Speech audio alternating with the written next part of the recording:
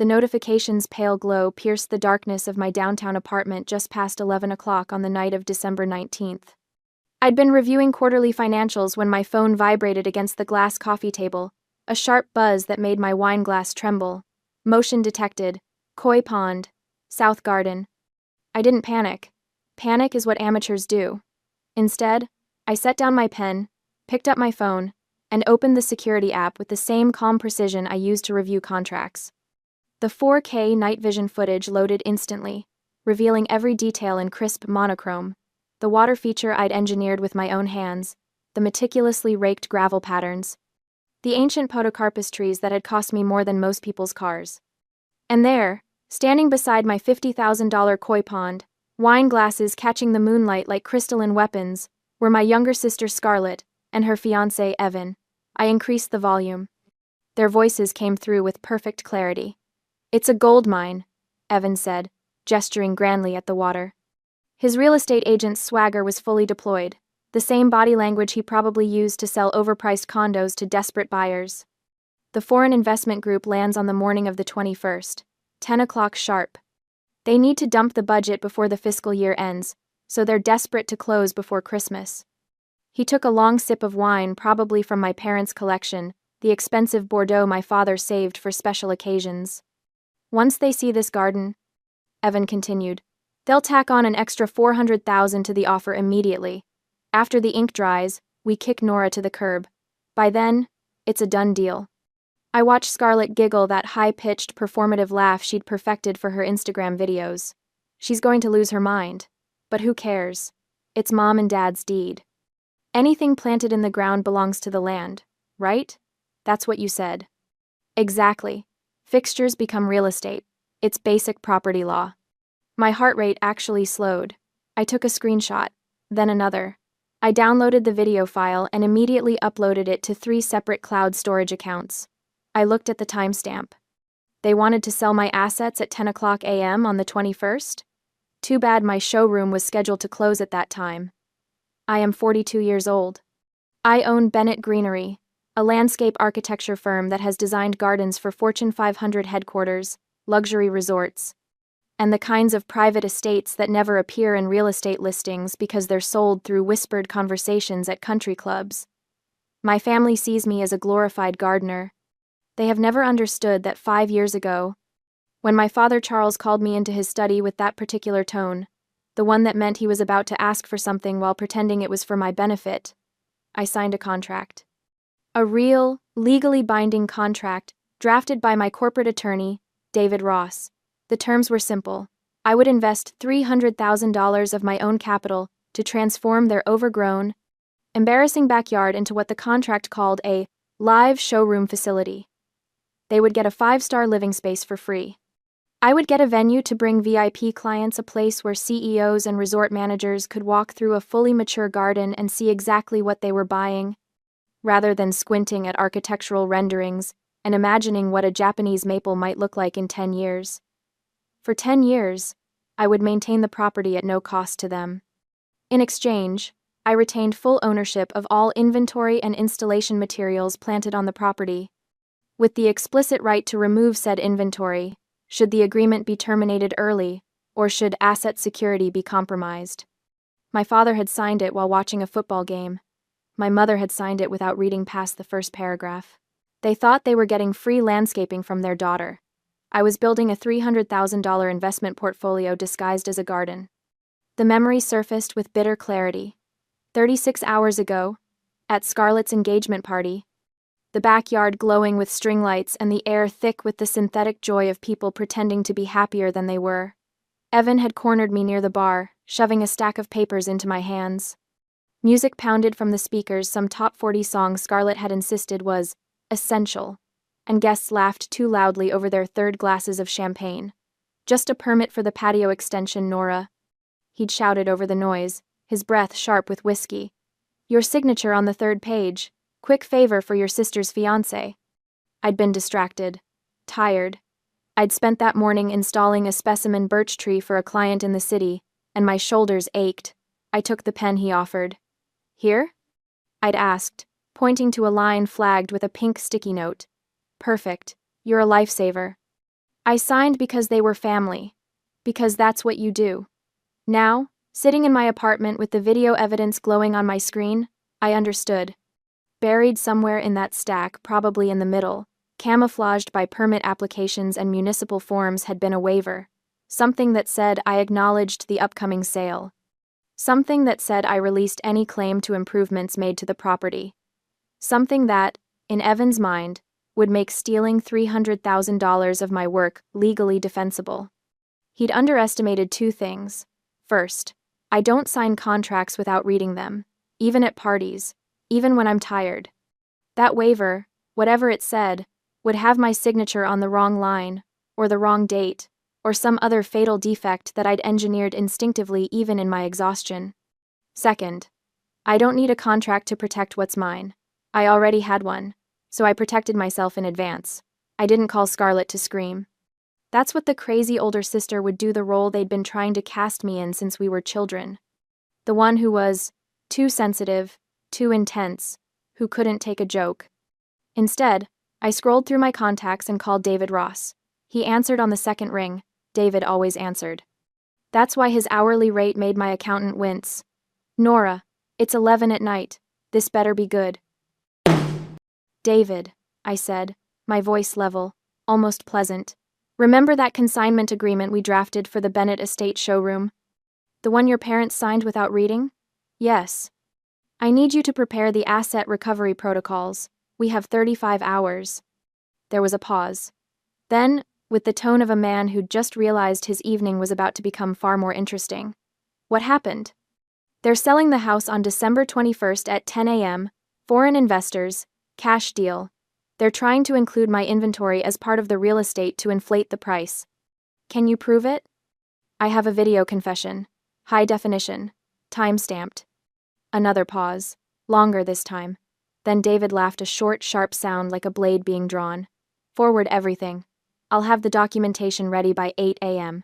Nora? Yes? This is going to be beautiful.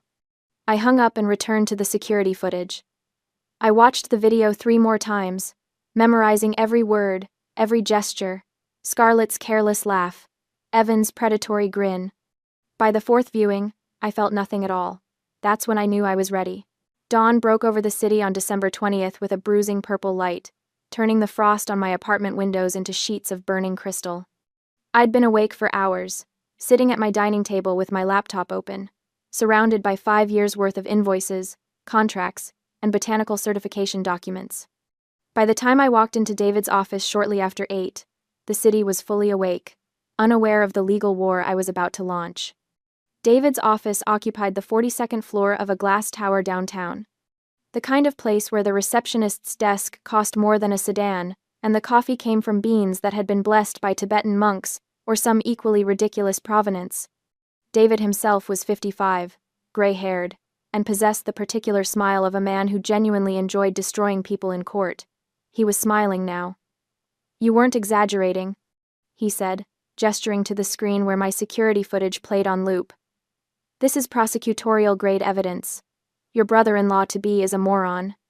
He's a real estate agent, I said, settling into the leather chair across from his desk. He understands property law the way a line cook understands chemistry. Enough to be dangerous. Walk me through the botanical angle again. This is where we win. I opened my laptop and pulled up the technical diagrams, cross-sections of root systems, photographs of underground installations, certification documents from horticultural engineering firms. Evan's entire strategy relies on the legal principle of fixtures, I explained. In property law, anything permanently attached to the land, anything that's rooted in the native soil, becomes part of the real estate. If I had planted those trees directly into the ground, he'd be right. They'd belong to whoever owns the deed. But you didn't.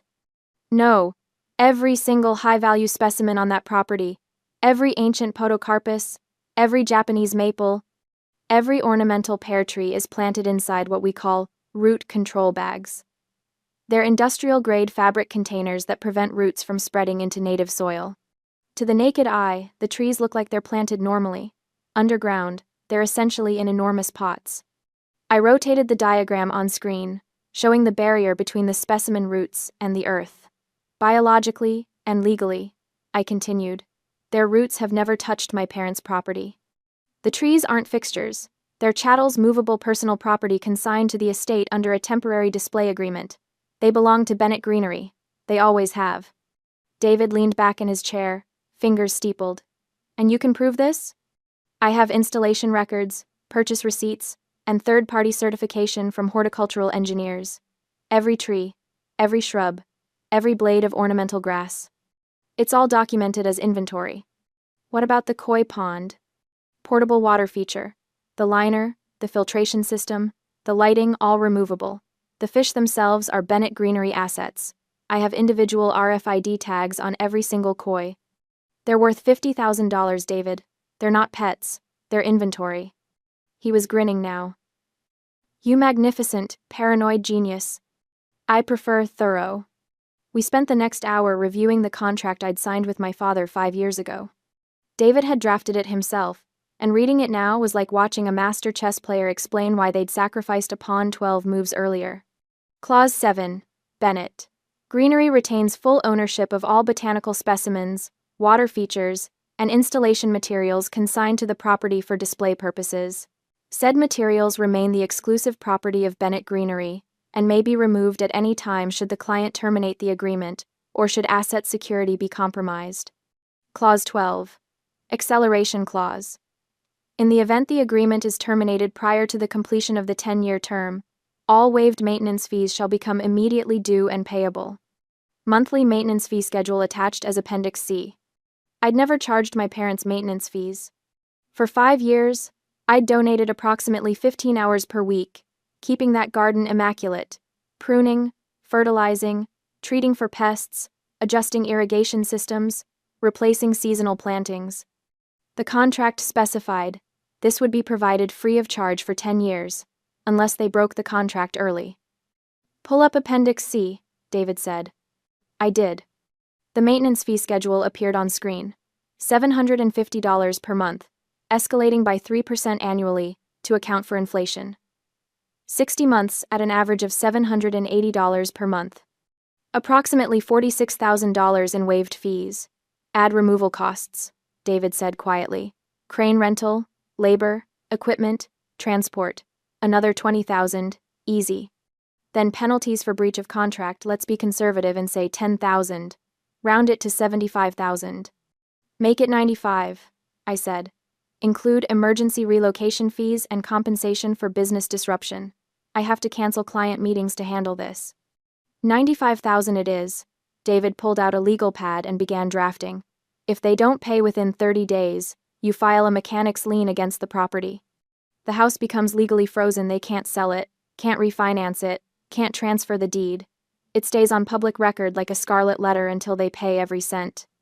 I watched him write, his fountain pen scratching across expensive paper. David, I said quietly. Evan and Scarlett think they're going to kick me to the curb and pocket $400,000 of my work. I know. My parents are letting it happen. They're complicit. They didn't even warn me. David stopped writing and looked up. His expression was gentle, almost fatherly. Nora, this isn't revenge. This is asset protection. You invested $300,000 and 5 years of skilled labor. They're attempting to commit what amounts to corporate theft. What you're doing, taking back your property, is the most rational, professional response possible. Don't let anyone tell you otherwise. I nodded. My throat felt tight. When do you want to move? He asked. Tomorrow morning, 10 a.m. The same time as the showing? No, right before. I want to be pulling out of the driveway just as they're pulling in. That afternoon, I returned to Bennett Greenery's main facility, a 3-acre compound in the industrial district with greenhouses, equipment yards, and a staff of 47 skilled workers. These people weren't employees. They were craftsmen, arborists who could diagnose tree diseases by touch, irrigation specialists who understood hydrology like classical musicians understood Bach, equipment operators who could thread a crane hook through a 6-inch gap without scratching bark.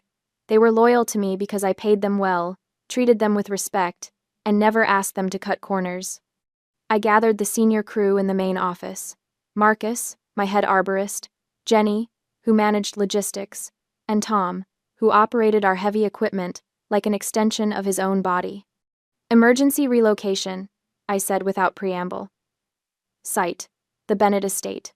Time: tomorrow morning, 10 a.m. We're pulling everything, every tree, the pond system, the irrigation network, full asset recovery. Marcus raised an eyebrow.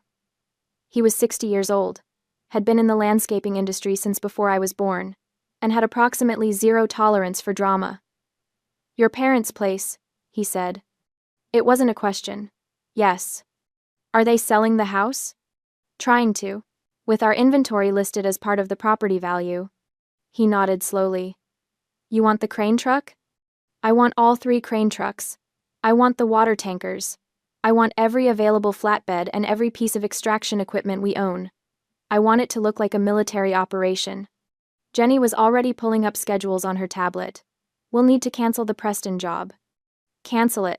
Tell them we'll comp them 50% for the inconvenience.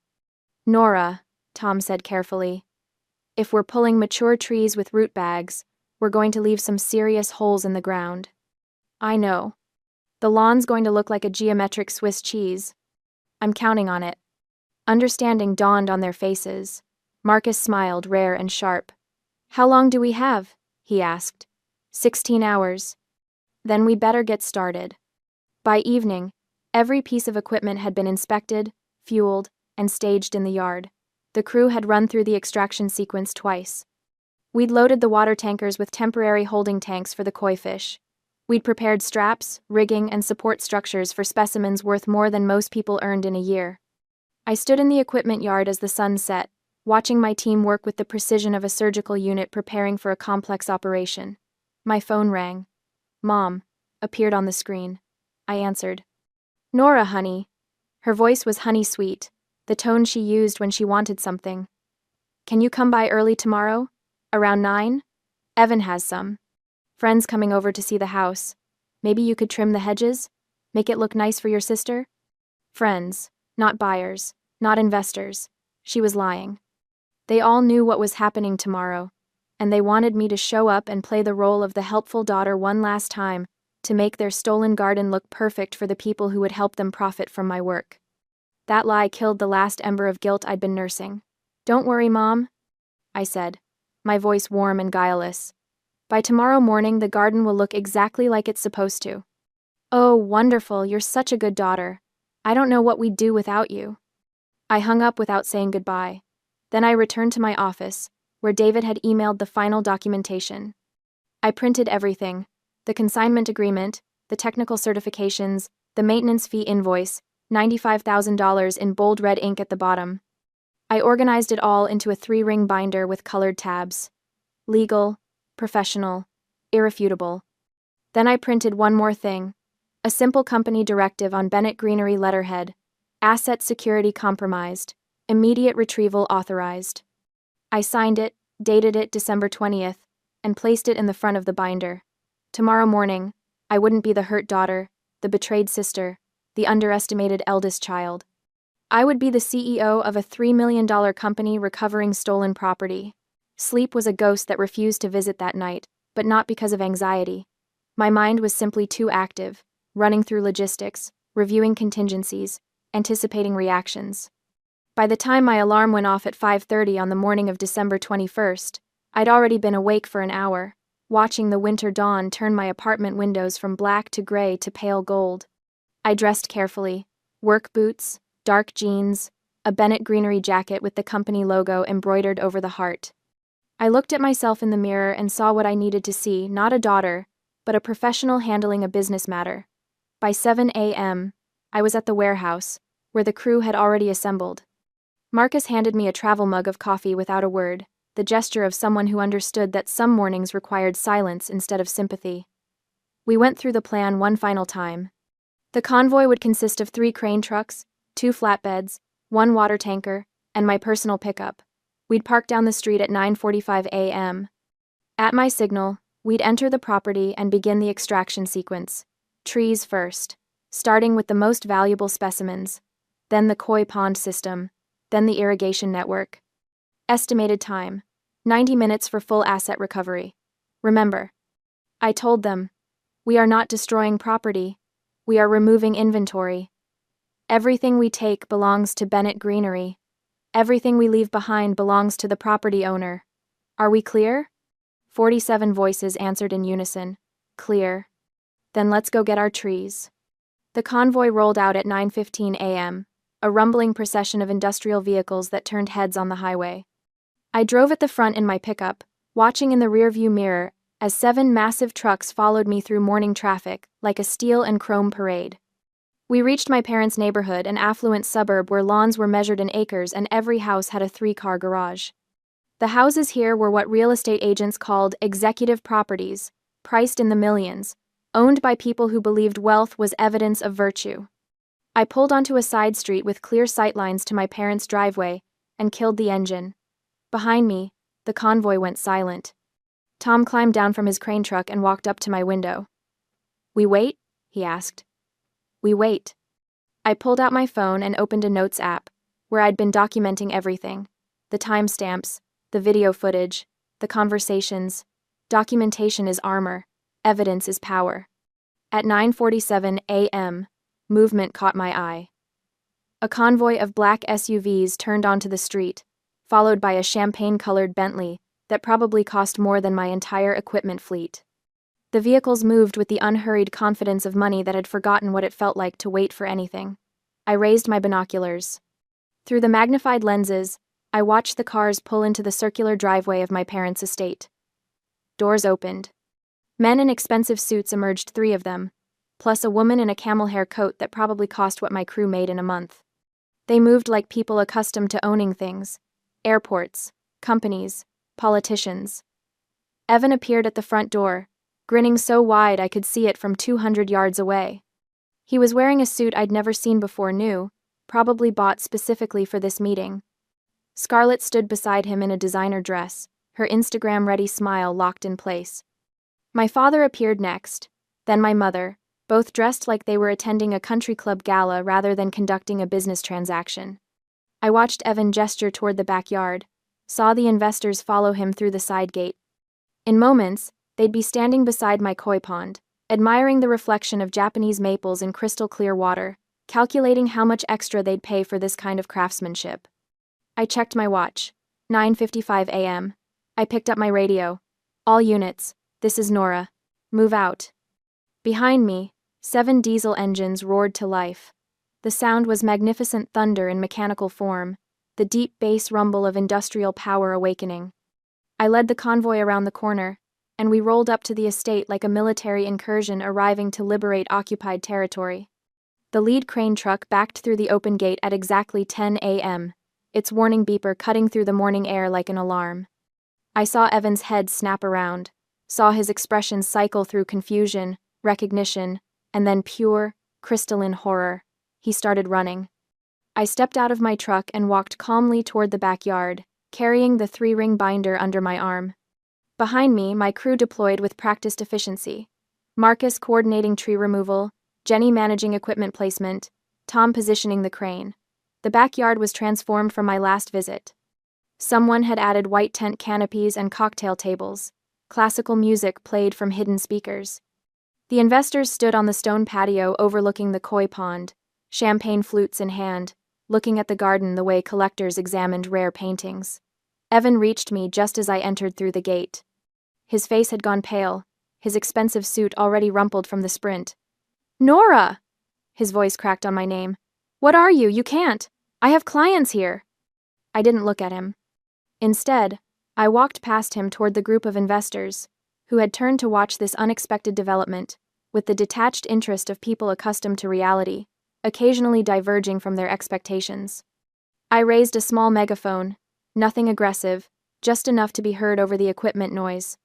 "Good morning, gentlemen, madam. I apologize for the interruption. My name is Nora Bennett, owner and CEO of Bennett Greenery." I kept my voice professional, pleasant even. "The garden you're currently viewing is not part of the real estate. It consists of inventory owned by my company and consigned to this property under a temporary display agreement. That agreement has been terminated due to asset security concerns. This viewing is over." One of the investors, an older man with silver hair and the particular stillness of serious wealth, raised an eyebrow. "And you are?" The landscape architect who designed and installed everything you're looking at. The daughter of the homeowners. And the person who's about to remove $300,000 worth of company property. Evan had recovered enough to start shouting, "This is insane, officer." He was gesturing frantically toward a bored-looking police officer who'd been hired, I assumed, to provide security for the showing. "Arrest her. She's trespassing. She's destroying property." The officer walked over, hand resting casually on his belt. He was about 50, with the weathered look of someone who'd spent decades dealing with family disputes and rich people's problems. "Ma'am, what's going on here?" I didn't argue. I didn't explain. I simply opened the binder and handed it to him, already tabbed to the relevant sections.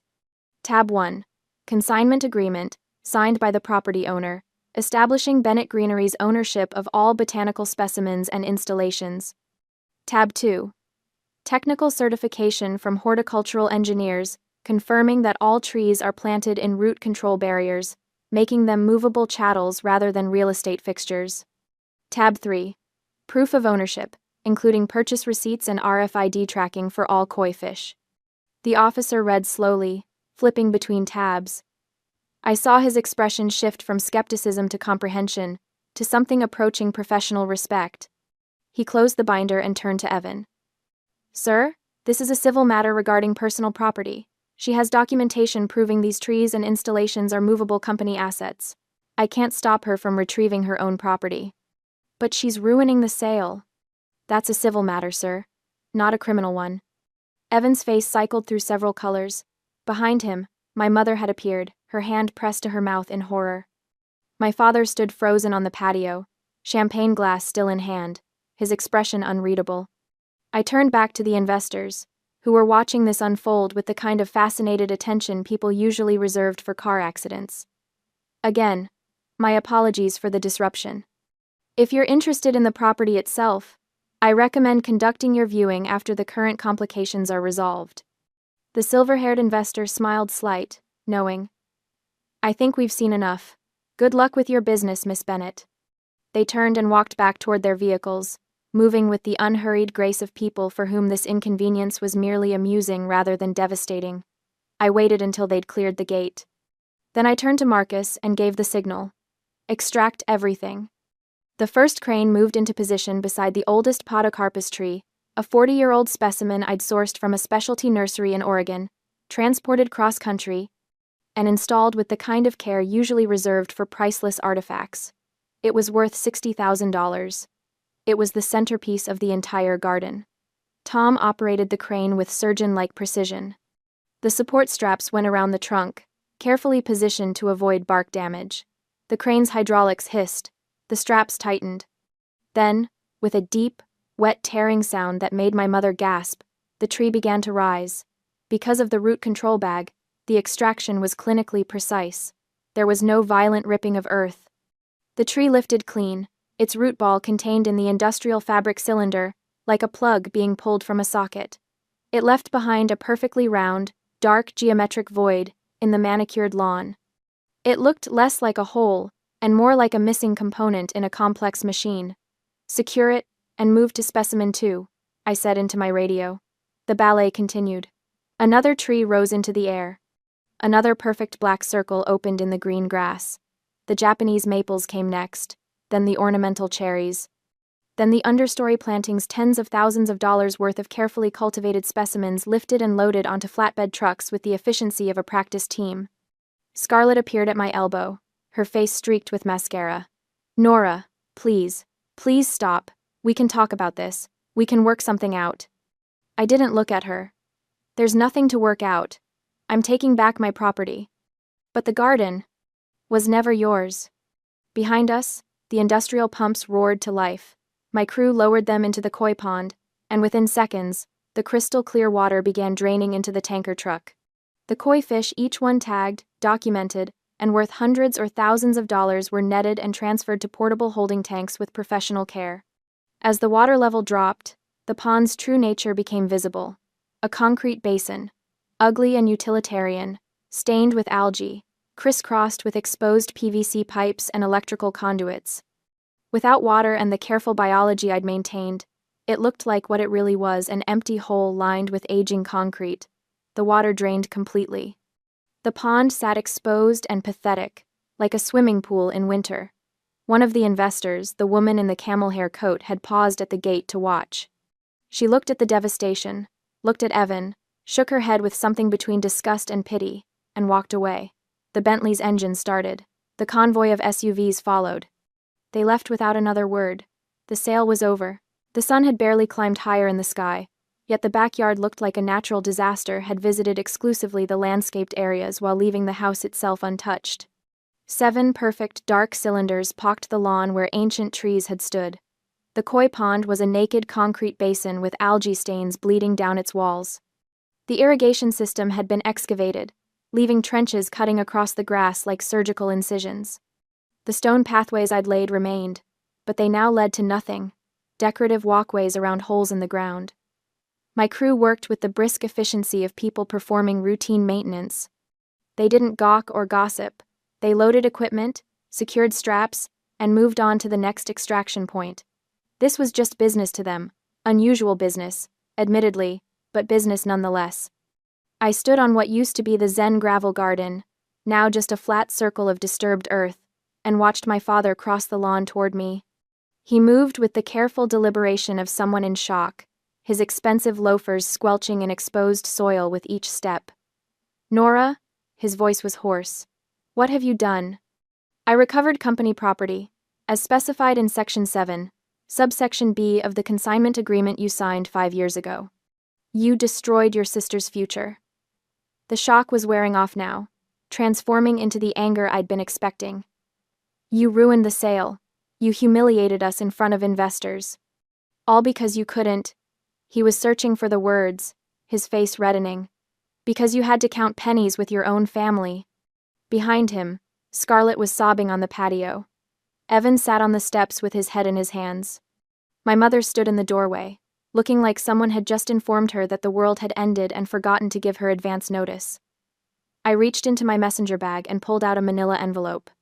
Red ink stark against the tan paper. "This is the invoice for services rendered," I said, my voice level. 5 years of landscape maintenance, waived under the terms of our agreement. However, since you attempted to sell the property before the agreement's completion, the acceleration clause is now active. All waived fees are due immediately. I handed him the envelope. He opened it with shaking hands. 5 years of monthly maintenance. I continued. At $750 per month, escalating by 3% annually to account for inflation. That's $46,800. Plus $23,000 in emergency extraction costs. Plus $15,000 in penalties for breach of contract. Plus $10,000 in compensation for disrupted business operations. I watched him read the number at the bottom. $95,000. $95,000. My father whispered. "You're charging your own family $95,000. I'm charging a client who violated a contract and attempted to steal $300,000 worth of my assets. Yes. We would have given you a cut of the sale. You would have given me nothing." I heard Evan's exact words. "Once the ink dries, we kick Nora to the curb." My father's face went slack. "You heard. I have security cameras monitoring my inventory. You think I'd leave $50,000 worth of koi fish unprotected?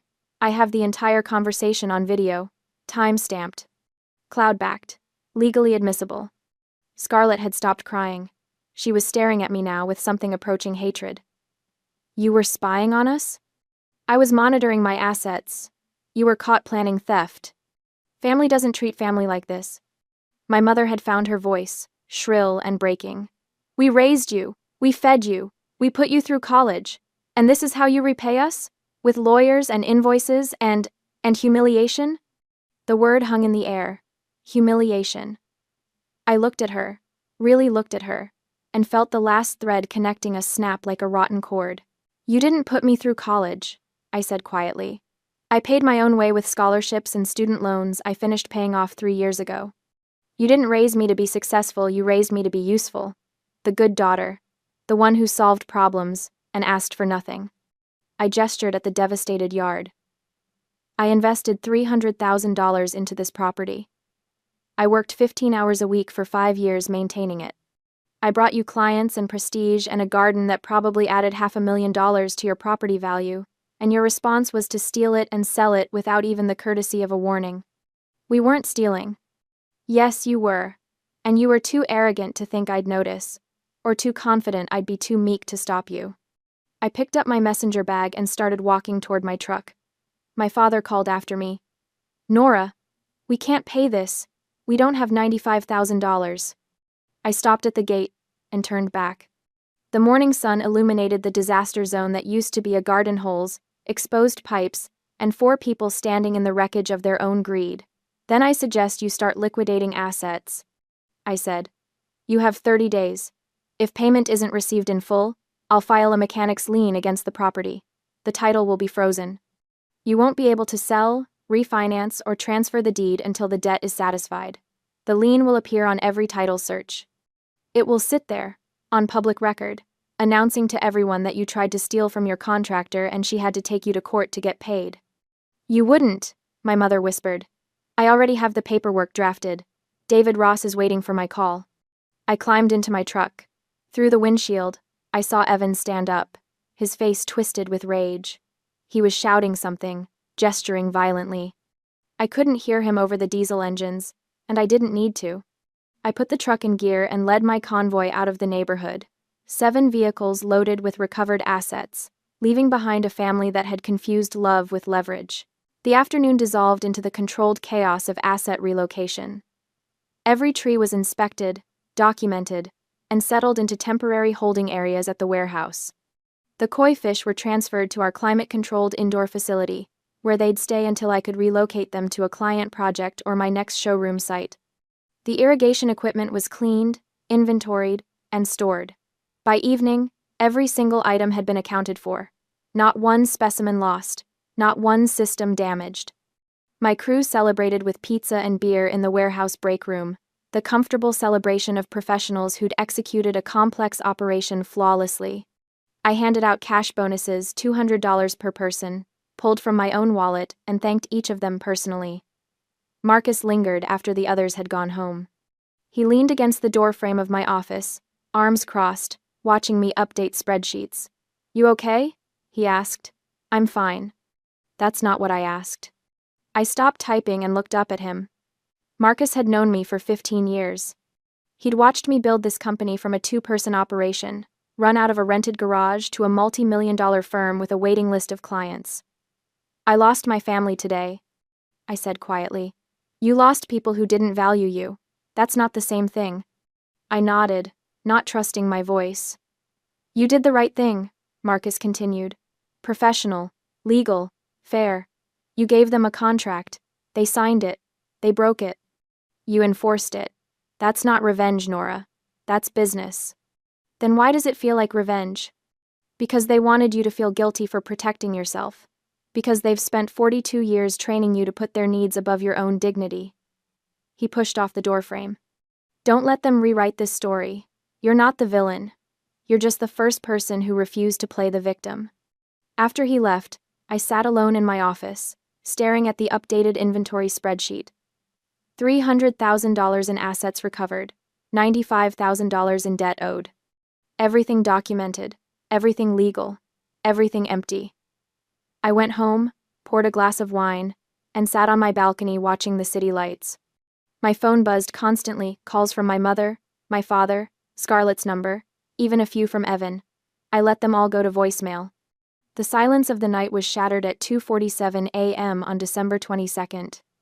My phone exploded with alerts, not the usual security notifications, but the emergency alarm system I'd installed at the warehouse. Motion detected. Perimeter breach. Gate B compromised. I was dressed and in my truck within minutes. I drove with white-knuckled focus, the empty city streets blurring past. The warehouse was normally a 15-minute drive.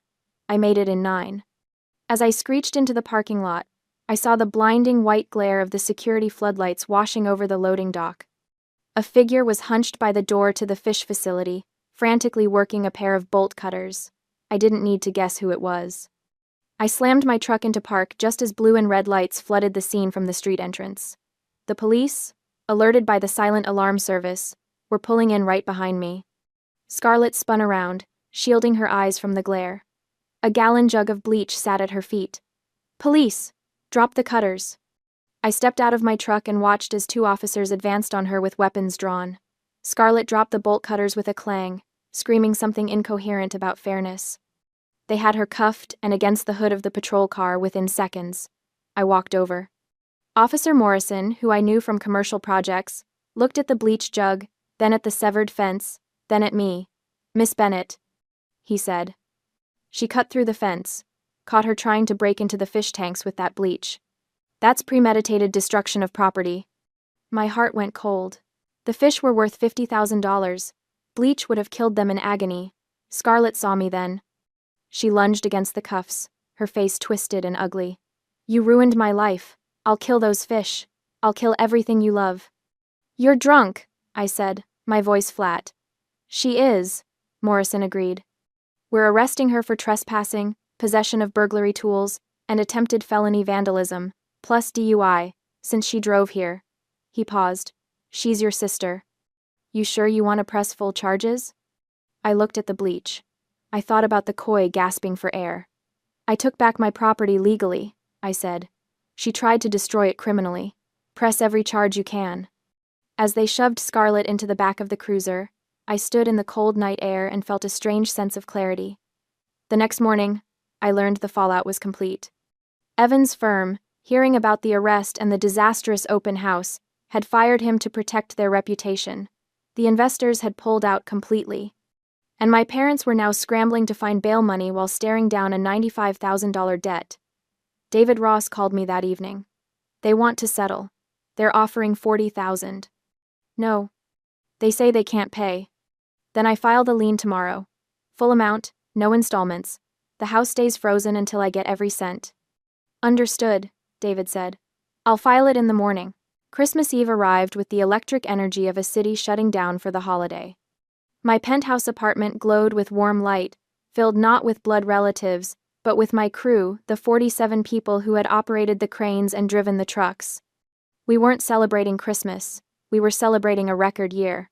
I moved through the room, handing out envelopes. When Tom opened his and saw the extra $5,000, he looked up, eyes shining. Marcus raised his beer. "To Nora Bennett."